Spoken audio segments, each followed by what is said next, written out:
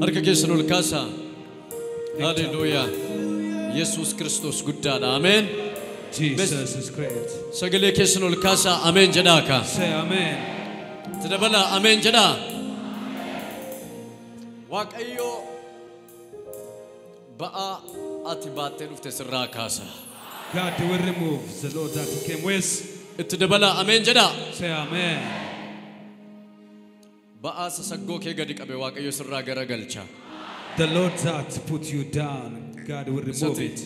Isa tamma baattee dhufte sana Waaqayyo sirraa jigsa. That you came with will remove it. Tadabala sagalee ol kaasaa. Amen jedhaa. Say amen. Oh, maqaama Yesus Christos nama Naazreetiin yeroo kana jalqabee humna du'aa jireenya keessan weeraruudhaaf ba'e. Ani sinirraa lafaan dha'eera. I remove the power of death in the mighty name of Jesus Christ of Nazareth. Amen. Christos fayyina keenya akka ta'e.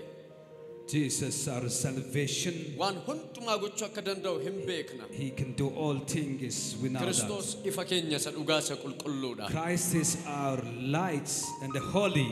Humna dhiphinaaf humna yaaddoo isin baattanii dhuftan. The power of trouble and the worries that you came with.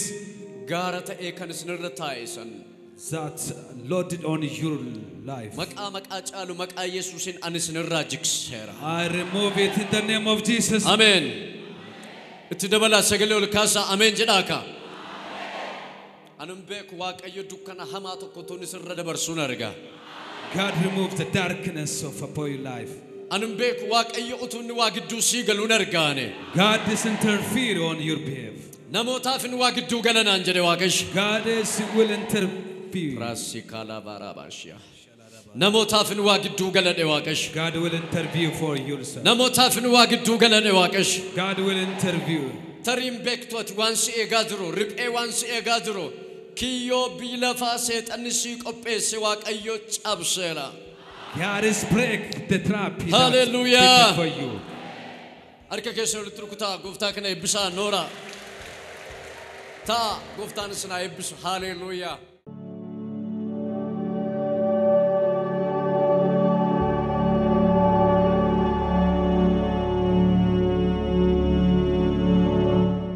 Namoonni baay'een ganama kana boojuu guddaa tokko fuudhanii galu. You will have a captivity in this morning. Ganama kana sagalee Waaqayyoo wajjin dhageenya gabaabsine. Will hear the word of God in.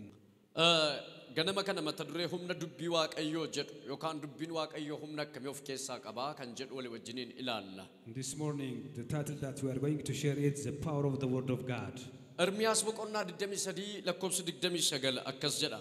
Jeremiah chapter 23 verse 28 says, Dubbiin koo akka ibiddaa mitiire akka burruusa dhagaa kattaa caccabsuus mitiire jedha. It's not my words like a fire, says the Lord, and like hammer that breaks the rock in pieces, says.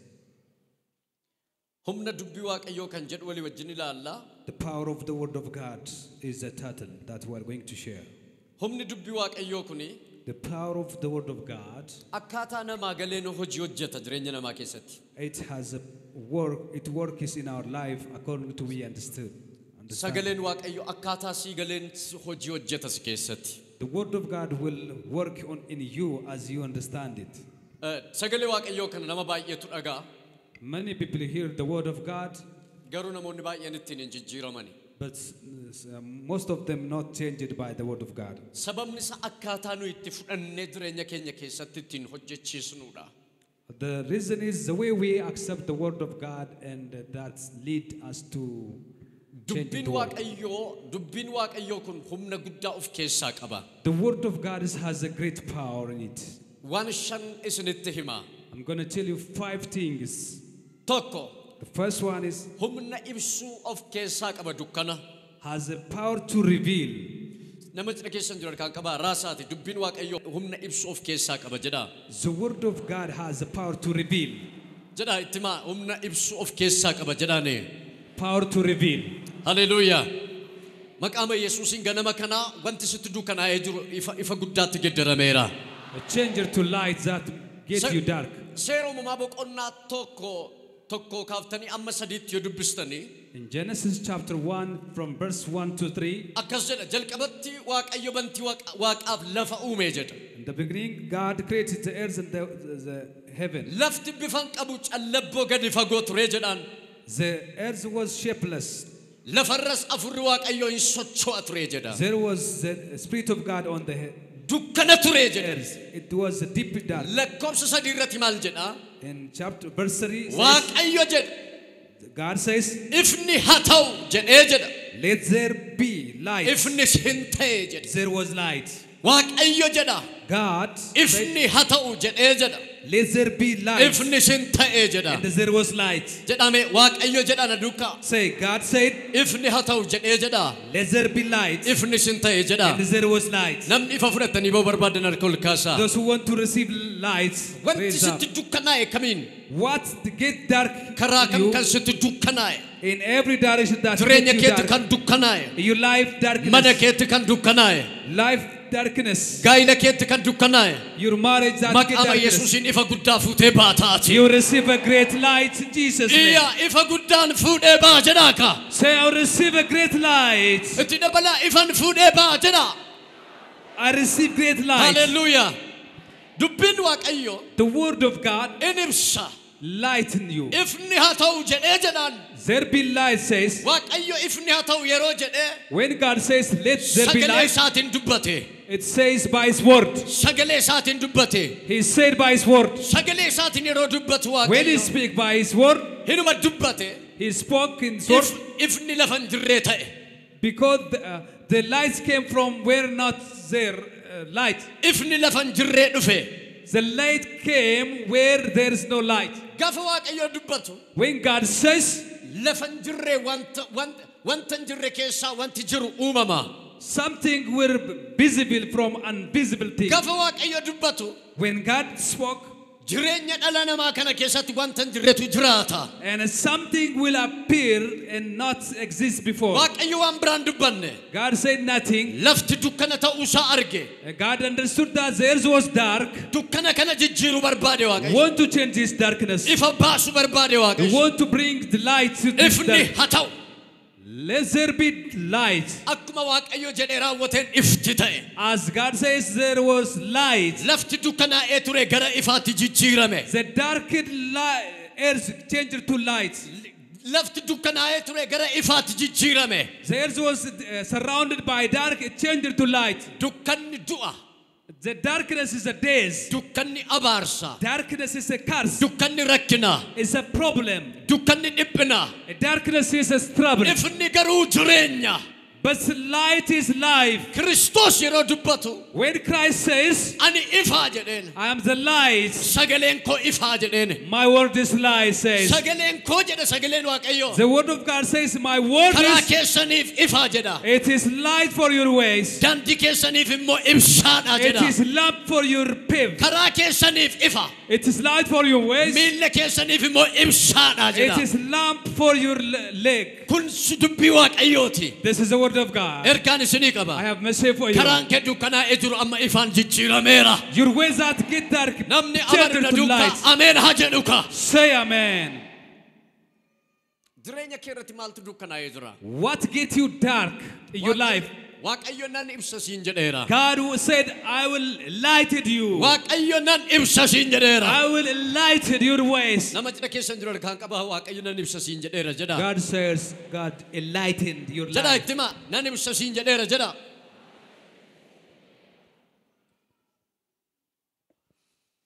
Inni lammaffaani The second one is dubbiin waaqayyoo kuni the word of God. hubachiisuudhaaf yookaan qajeelchuudhaaf. It's used to correct or to get you, give you direction. Hubachiisuudhaaf yookaan qajeelchuudhaaf. To get you direction and to correct you. Isa lammaffaa Xiimotewoosin yoo dubbisne 2 Timothean 3:16 jiru chapter 3 verse 16 says, akkasidha. Caaffanni qulqullaa'an hundinuu geggeessaa hafuura waaqayyootiin caafame. Barsiisuuf, bal'eessaa hubachiisuuf, qajeelchuuf, qajeelummaatti leenjisuudhaaf dhimma hin baasa jedha. Ameen. Irra deebi'a. Caafanni qulqullaan hundinuu geggeessa afura Waaqayyootiin caafame. Barsiisuudhaaf, balleessaa hubachiisuudhaaf, qajeelchuudhaaf, qajeelummaatti leenjisuudhaaf caafame jedha. All scripture is given by inspiration of God and is profitable for doctrine, for reproof, for correction, and for instruction in righteousness. Caafanni qulqullaan jedha.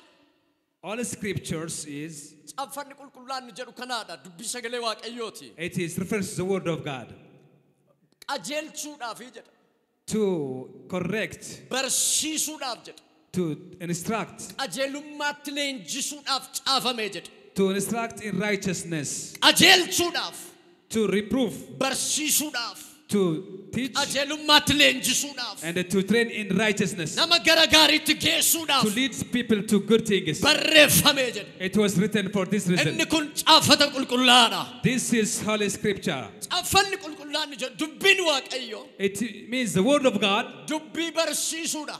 that teach you. Dubbiin Waaqayyo The word of God, dubbii qajeelchuudha. the word that direct you. Dubbiin Waaqayyo The word of God dubbii leenjisuudha. that train you. Dubbiin Waaqayyo The word of God dubbii qajeelchee gara gaariitti nama geessuudha. that corrects you to lead you in good thing. Qajeelummaa barsiisa. It teach righteousness. Qajeelummaa barsiisa. Teach righteousness. ስለ ጽድቅ ያስተምረናል። It instructs in righteousness. ኢየሱስ ጌታ ነው። Jesus. ዋኤ Lord. ቀጀሉማ ኑ በርሲሳ Teach about righteousness. ኑ በርሲሳ Teach us about righteousness. ሌንጂሳ Train us. ኑ ሌንጂሳ ዱቢ ሰገሌ ዋቀ The word of God train us. አከምቲን አከደምኑ How to lead our life. አከምቲን በዘው ዱቢን ዋቀዩ አከምቲን አከኛኑ ዩኒቨርሲቲ በር And the word of God taught us how to አከምቲን feed, አከውፈኑ ዩዱቢን ዋቀዩ ዩኒቨርሲቲ በር how to dress as well. ወሪ ወንጌላት አማዳዲፍ ወሪ ወንጌላት ነማን ተኮሚቲ ጅረኝሳን ላይፍ ስታይል ኢንሳን ዩ ተኮሚቲ በር Those believe in Jesus are not different to their lifestyle. አከትድራት ዱቢን ዋቀዩስ በርሲሳ The word of God is teach you how to live. አጀልቼ ገራጋሪት ሲገሳ It leads you to good things. ኤርሚያስ ከሰት ዶነማ ዱብሴ In Jeremiah, ዱቢን ኮጀድ the word of God አከ says ይብዳት ይጀዳል is like fire. አከ ብሩስ አጋ ከታጨጨብሱት It ይጀዳል is like hammer that አያችሁ አከ ብሩስ ከታ አጋ ከታጨጨብሱት ይጀዳል like hammer that make to in piece the rock. ኢብሮታ ከሰት ኢብሮታ አፍርኩ ለመረት ሞ In Hebrew chapter 4 ዱቢን ዋቀዮ ጀድ says the word of God ሁምነ ሆጀቱ ኦፍ ከሳ has ቀባጀ the power to work it. እንጀዳ It is ብላ ገረለመት ቀረመ ጫላ ቀረቀባጀ it is a sharpened than a two kind of ኤርሚያስ two-sided ከሰት ሞ knife. ኤርሚያስ ከሰት ሞ In Jeremiah, እኒ ኢብደ ጀድ it is fire, ኢብድ ጉቤ በለሱዳፍ a fire that destroys ዮካን ህቁሌስ ኢብድ or that clean.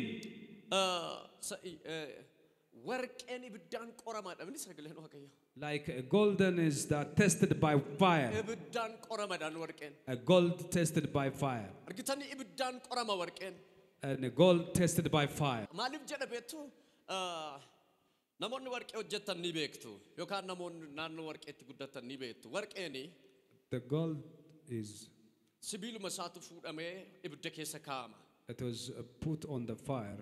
ኢሰ ፉደኒ They took them.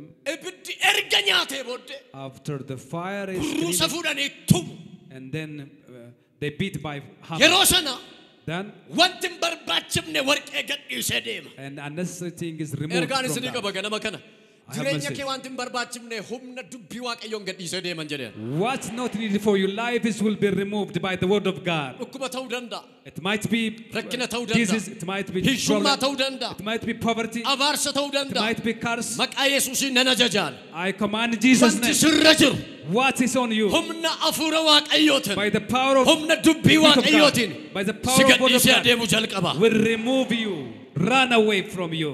ነመጭረ ከሰን ድሮ ካንቀባ ቁሎፍቴ ባተ ጀራኔ You will be clean. ኡርጉፈቴ ባተ ጀራኔ You will be clean. ሃሮፍቴ ባተ ጀዳ You will be harka renewed. keessan ol qabaa ga ergaan isinii qaba maqaama yesuusin humna dubbii kanaan ati haaroftee baata You will be clean by ati the power of hiikamtee baata God. Word of God. jedha ani hiikameen baa jedha hintuma waaqayyo ganama kana God will beat. dhukkuba sirra jiru waaqayyo tumuu jalqaba God will beat the disease on humna you. dubbisa burrusa dubbisaan tumuu jalqaba By waaqayyo his word of hammer will kanaaf warqeen ibiddaan qoramaa jedha the golden will be tested by Ermiyaas fire. immoo dubbiin koo ibidda jedhaan Jeremiah Dubbiin says waaqayyo the word of ibidda jedha. God is fire. akka burrusa dhagaa kattaa caccabsuu sin caccabsa Like hammer that broke the rock. dubbii waaqayyooti That's the word of God. dubbiin waaqayyoo qajeelchuudhaaf It's to correct, barsiisuudhaaf used to teach, qajeelummaatti leenjisuudhaaf to train for the righteousness, hojjeta used for this purpose. qajeelummaatti leenjisa To train for the righteous, ulfinatti leenjisa train for the glory. karaa baasa It's paved the way. maqama yesuusiin fuula kee duratti karaan ba'eera In Jesus' name, the way is jedhaa paved. dubbadha nama cidha keessan dura kan qaba karaan fuula kee dura jiru ba'eera jedha The way is paved. I'm going to make short. dubbiin waaqayyoo The word of God humna hiikuu of keessaa qaba has a power to release. Luqaas 8:11 irraa akkas jedha Luke chapter 8 verse 11 says, namicha sanyii facaasu isa kana sanyichi dubbii waaqayyooti jedhe now the parable is this. The seed is the word of God, says. dhaggeeffadha hiikaan namicha sanyii facaasu sunii jedha The meaning of that, the person that sanyiin sun dubbii sagalee waaqayyooti jedhaan the seed is the word of God. sanyiin sun sagalee waaqayyooti jedha The seed is the word of God. sanyiin sun sagalee waaqayyooti yookaan dubbii waaqayyooti jedhaan That is the word of God. haleluuyaa hin hiika jechuun argitani That means it's Hiikuu interpret. danda'a. Interpret. hiikuu danda'a God can sagaleen waaqayyoo interpret. hiikuu danda'a The word of God, has the power to narfafaani interpret. The fourth humna fayyisuuf keessaa qaba has the power to heal. lammaffaa Phexros isa duraa Phexros 2:24 irraa akkas jedha First Peter chapter 2 verse 24 nuyi says, cubbuu jalaa duunee qajeelinaaf akka jiraannuuf inni ofii isaati cubbuu keenya dhagna isaatti baate fannootti ol ba'ee madaa'uu isaatiinis fayyinni nuuf argame jedha fayyina isaatiinis madaa'uu isaatiinis hin fayyifamtanedha inni kun who himself bore out our sin in his own body on the tree, that we have died to sin, might live for a righteousness, by whose stripe you were healed. waa lama argina iddoo kanatti inni dura Isaayyaas 53 fi lammaffaa Phexros boqonnaa 2 lakkoofsi 24 jecha wal fakkaata naa dubbismee barsiisa. Inni garuu dhugumaan dhiphina keenya ofirra kaa'e. Inni dhugumaan dhiphina keenya ofirra kaa'e jedha. Muddama keenya sin baate. Muddama keenya sin baate. Nuyi garuu akka waan Waaqayyo dha'icha isatti fidee. Nuyi garuu akka waan Waaqayyo dha'icha isatti fidee. Akka waan inni isa rukutee gad isa deebiseetti sin lakkoofne. Akka wanta inni isa rukutee gad isa deebiseetti lakkoofne jedha. Inni garuu balleessaa keenyaaf hin waraaname. Inni garuu sababii balleessaa keenyaaf hin waraaname. Sababii akka keenyaafis reebamee caccabsame. Nuyi nagaa akka argannuuf inni nadabame. Nuyi nagaa akka argannuuf inni maal ta'e? Inni nadabame. Madaa'uu isaatiinis fayyinni nuuf hin argame. Madaa'uu isaatiinis fayyinni nuuf hin argame. Madaa'uu eenyuutiin? Eewwattan. Madaa'uu isaatiin maaltu nuuf argame? Fayyinatu nuuf argame. By his stripe we are healed. Inni sun isa duraa Phexrosin moo naa dubbisi. Nuyi cubbuu jalaa duunee qajeelinaaf akka jiraannuuf. Cubbuu jalaa duunee qajeelinaaf akka jiraannuuf. Inni ofii isaatii cubbuu keenya dhagna isaatiin baatee fannootti ol ba'e. Dhaggeeffadhaa. Cubbuu keenya dhagna isaatti baatee fannoo irratti ol ba'e. Madaa'uu isaatiin isin hin fayyifamtan. Madaa'uu isaatiin isin hin fayyifamtani. Harka keessan ol qabaa.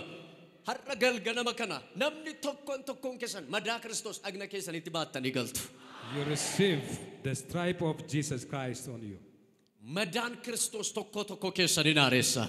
Will renew you, each of you. Madaan Kiristoos tokko keessaniif eebba. The stripe of Jesus is blessing for all of you. Dasseen yeroo faarfatu madaan warra kaanii ofirraa nama ari'aa jedha.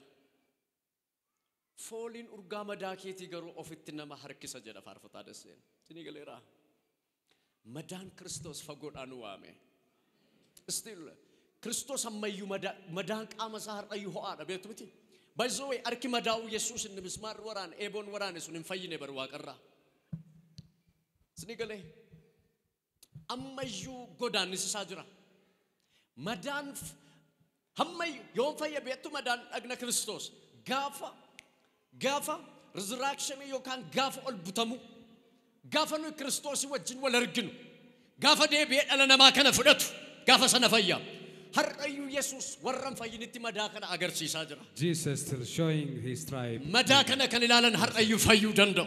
The one who looked at his stripe will be Madaa healed. kana ilaaltee jennaan ganama kana fayyitee baataati. You will be healed if you look at his stripe. Madaan Kiristoos fayyina keeti. The stripe of Jesus is your salvation. Namatti keessan dura kan qaba madaan Kiristoos fayyina keeti jedha. The stripe of Jesus for your healing. Jedha ittima madaan Kiristoos fayyina keeti jedhaani. The stripe of Jesus your healing. Hallelujah. Annabrani The other is humna haaromsu of keessaa qaba. has the power to revive. Lakkeedha farfannaani 138 lakkoofsi 7 akkasedha. Ani gidiraa keessa yoon deddeebi'eeyyuu ati lubbuu koo anattin deebifta. Eekkamsa diinota koo irrattis harka ol hin fudhatta. Harki kee mirgaas ana in oolcha jedha. Psalm chapter 138 verse 7. Though I walk in the midst of trouble, you will revive me. You will stretch out your hand against the rage of my enemies, and your right hand will save me. Amen. Hin haaressa dubbiin sagalee Waaqayyoo. The word of God will revive. Ganama kana haaroftanii baatu. You will be revived this morning. Nama cidha keessan jira kan qaba raasa ganama kana hin haarofta jedhaani. Say you will revive this morning. Jedha Say. ittima ganama kana Waaqayyoo si haaressa jedha. God will revive you this morning. Waaqayyo lubbuu isinitti deebisa. God will Amen jettanii. brought your Jedhame Waaqayyo So. lubbuu natti deebisa jedha.